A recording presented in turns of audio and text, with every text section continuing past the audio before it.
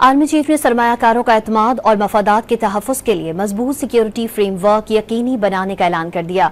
General Syed Asim Munir ने दो टोक पैगाम दिया कि पाकिस्तान आलमी मादनी मईशत में लीडर के तौर पर उभरने को तैयार है।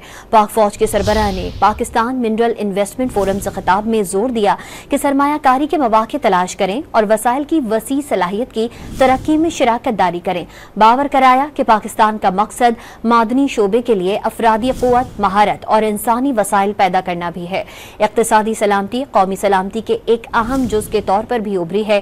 दो टोक अल्फाज में वाज़ेह कर दिया कि पाक फौज अपने शिराकतदारों और सरमायाकारों के मफादात और एतमाद के तहफ़्फ़ुज़ के लिए एक मजबूत सिक्योरिटी फ्रेमवर्क और फ़ाल इक़दामात को यकीनी बनाएगी। सिपह सलार ने मादनियात के शोबे में बलोच कबायली अमायदीन की काविशों का एतराफ़ भी किया। आर्मी चीफ ने सरमायाकारों का एतमाद और मफादात के तहफ़्फ़ुज़ के लिए मजबूत सिक्योरिटी फ्रेमवर्क यकीनी बनाने का ऐलान कर दिया।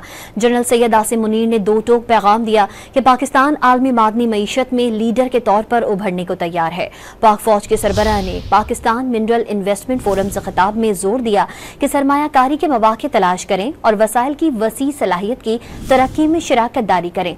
बावर कराया कि पाकिस्तान का मकसद मादनी शोबे के लिए अफरादी क़ुव्वत, महारत और इंसानी वसाइल पैदा करना भी है।